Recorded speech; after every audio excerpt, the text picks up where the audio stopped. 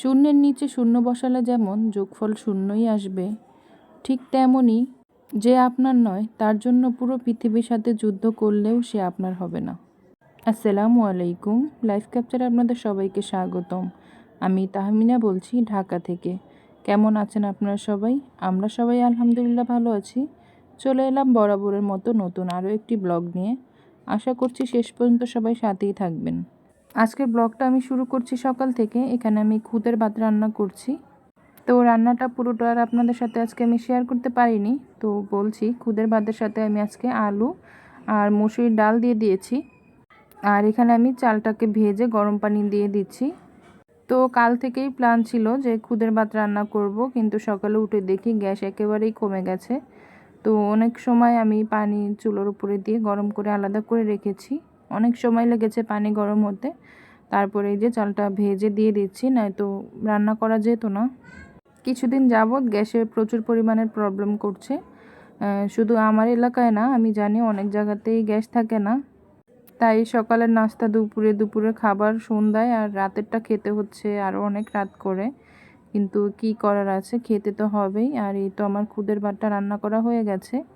তো একা একা তো আর খুদের ভাত খেতে ভালো লাগে না, তাই আমি রান্না করি না। আমার বাসার আমার ছেলে মেয়ে ওরা কেউই পছন্দ করে না খেতে, তো এর জন্য আমার রান্না করা হয় না। এই ভিডিওটা কিছুদিন আগের করা, তখন আমার শাশুড়ি ননদ ওনারা আমার বাসায় ছিল। তাই ভাবলাম খুদের ভাত রান্না করি আর কিছু ভর্তা করি।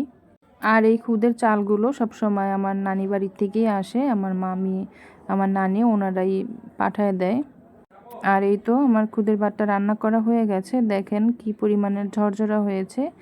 আর ডাল আর আলু দেওয়াতে যে খুদের একটা গন্ধ থাকে, রান্না করলে সেই গন্ধটা আর আসে না। আপনারা রান্না করে খেয়ে দেখতে পারেন। আর এখানে আমি কয়েক রকমের ভর্তা করে নিয়েছি। কয়েক রকম বলতে এখানে আমি 8 পদের ভর্তা করে নিয়েছি একসাথেই। আর ভর্তা বাটাবাটি আমার কাছে খুবই ঝামেলার মনে হয়, কিন্তু আমি খুব পছন্দ করে খাই।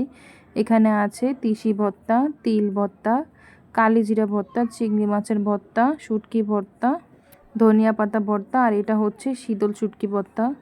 আর এই তিল, তিসি এবং কালিজিরা এগুলো আমার নানু বাড়ি থেকেই আসে। আমি তিল আর তিসি এগুলো খেতে খুবই পছন্দ করি, তাই আমার নানি সব প্রতি বছরই আমার জন্য পাঠিয়ে দেয়। আর এখানে কিছু ইলিশ মাছ আনা হয়েছিল। মাছগুলোই আমি ফ্রিজে ফ্রোজেন করে রাখবো। তো আমি কিভাবে মাছ ফ্রোজেন করি এটাই আপনাদের সাথে শেয়ার করছি। আমি আরও একবার শেয়ার করেছিলাম, তো ভাবলাম আজকেও শেয়ার করে দেই। তো এখানে আমি সবগুলো মাছের ফুলকা বের করে নিচ্ছি। আমি আগে অনেকভাবেই মাছ ফ্রোজেন করে দেখেছি, কিন্তু কোনোভাবেই রেখে ঠিকমতো খেতে পারিনি। কয়েকদিন রাখলে ওই মাছ আর খাওয়া যায় না, একটা গন্ধ চলে আসে। তারপর মা একদিন আমাকে বলল যে এভাবে মাছের ফুলকা বের করে মাছ ফ্রোজেন করে দেখো, খেতে ভালোই লাগে। তারপর থেকে এভাবেই রাখছি, খেতে ভালোই লাগে। স্বাদে অতটা বেশি হেরফের হয় না। তো আমি সবগুলো মাছের ফুলকা বের করে নিয়েছি। নিয়ে আমি মাছগুলোকে একটা সুতি কাপড় দিয়ে খুব ভালোভাবে মুছে নিচ্ছি, মাছের গায়ে যেন একটু পানিও না থাকে। তো মাছগুলো বেশি বড় না, একটু ছোট ছোটই। সবগুলো মাছ মুছে নিয়ে আমি এক একটা মাছ এক একটা পলিতে রেখে দিয়েছি। এখন আমি বক্সের ভিতরে ঢুকিয়ে রেখে দেব। আর এখানে ইলিশ মাছের সাথে শোল মাছ আর টাকি মাছও আনা হয়েছিল 1 কেজি। এগুলো আমি কেটে নিয়েছি অফ ক্যামেরায়, কেটে কোনো রকম একটু ধুয়ে নিয়েছি। ধুয়ে এখন এখানে আমি মাছগুলোকে আলাদা করে বক্সে ভরে রেখে দিব। তারপর চলে এসেছি রাতের রান্নার জন্য। এখানে আমি বেশ কিছু পেঁয়াজ তেলে ভেজে নিয়েছি, আর সাথে কিছু আদা রসুন বাটা দিয়ে দিয়েছি। এইটা শুধু আদা রসুন বাটা না, এটার সাথে পেঁয়াজ আর জিরাও আছে। তো যেহেতু পেঁয়াজ আছে আর আদা রসুনের একটা কাঁচা গন্ধ আছে, তাই আমি মশলাটাকে খুব ভালোভাবে একটু ভেজে নিচ্ছি। পেঁয়াজটা খুব ভালোভাবে ভেজে আমি এখানে একটু পরিমাণ পানি দিয়ে দিয়েছি, নয়তো পুড়ে যাচ্ছিল। তারপর এখানে আমি হলুদের গুঁড়া পরিমাণ মতো আর মরিচের গুঁড়ো দিয়ে দিচ্ছি, দিয়ে আর সাথে দিয়ে দিচ্ছি লবণ, দিয়ে মশলাটাকে খুব ভালোভাবে কষিয়ে নিব। ভিডিওর এই পর্যায়ে এসে সেই পুরনো কথাটি আবারও বলে নিচ্ছি, যারা এতক্ষণ যাবৎ ধৈর্য ধরে আমার ভিডিওটি দেখছেন কিন্তু একটি লাইক দেননি, প্লিজ একটি লাইক দিয়ে আমার ভিডিওটি দেখা কন্টিনিউ করুন। আর আপনি যদি নতুন আজকে আমার চ্যানেলটি ভিজিট করে থাকেন, তবে আমার আজকের ভিডিওর কোনো অংশ যদি আপনার কাছে ভালো লেগে থাকে, তো আমার চ্যানেলটি সাবস্ক্রাইব করে আমার সাথেই থেকে যেতে পারেন। এবং আমার আজকের ভিডিওর ভালো এবং মন্দ দিকগুলো আমাকে কমেন্টস করে জানাতে পারেন। এখানে আমি মশলাটা খুব ভালোভাবে কষিয়ে নিয়ে মাছগুলোকে দিয়ে দিয়েছি। এখন ঢাকনা দিয়ে মাছটাও আমি খুব ভালোভাবে কষিয়ে নিব। শোল মাছ, টাকি মাছ, ইলিশ মাছ এই মাছগুলো আমার খুব পছন্দের। আর শোল আর টাকি মাছটা আগে শীতের সিজনেই বেশি পাওয়া যেত। আর এখন দেখা যায় একটু দাম চড়া হলেও সবসময় মাছগুলো পাওয়া যায় কম বেশি। তো আমি এখানে 2টা টমেটো অ্যাড করে দিয়েছি আর সাথে কিছু কাঁচামরিচ কুচি দিয়ে আমি ঢাকনাটা দিয়ে ঢেকে দিব। দিয়েই তো আমি আর একটু কষিয়ে নিয়েছি। এখন লাড়া দিব না, হয়তো নিচে একটু লেগে গিয়েছে, তাই জন্য আমি কড়াইটা নেড়ে চেড়ে এটা নাড়া দিয়ে নিচ্ছি যেন মাছগুলো না ভাঙে। তারপর এখানে দিয়ে দিচ্ছি পরিমাণ মতো গরম পানি।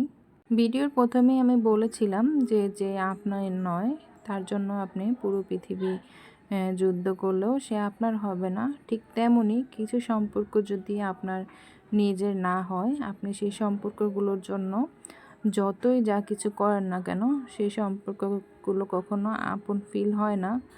আর তারাও আপন যে ভাবটা সেটা বেশি দিন করে না। তাই পৃথিবীতে আপনার যেই সম্পর্কটার কমতি আছে, যেমন ভাই বোন, চাচা ফুপু খালু আর যাই হোক না কেন, আমাদের তো সম্পর্কের অভাব নাই। সেই অপূর্ণতা আমাদের মেনে নেওয়াই ভালো, এতে আমাদের কষ্ট কম হয়।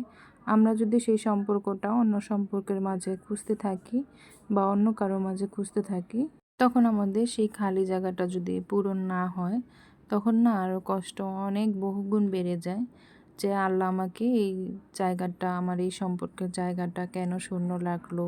অমুকের এই আত্মীয় স্বজন আছে, অমুকের জন্য এত কিছু করে, কেন আমার নাই, আমার জন্য, আমার থাকলেও তো আমার জন্য করতো। তো এই ফিলটা আরও বেড়ে যায়। আমার কথাগুলো শুনে কেউ কিছু মনে করবেন না, পাগলের মতো আজকে অনেক কিছুই বকবক করলাম। আসলে কিছু কষ্ট আপনাদের সাথে শেয়ার করলাম, আমার কিছু কষ্ট এই আর কি। তো এখানে আমি কচুরমুখী রান্না করছি চিংড়ি মাছ দিয়ে।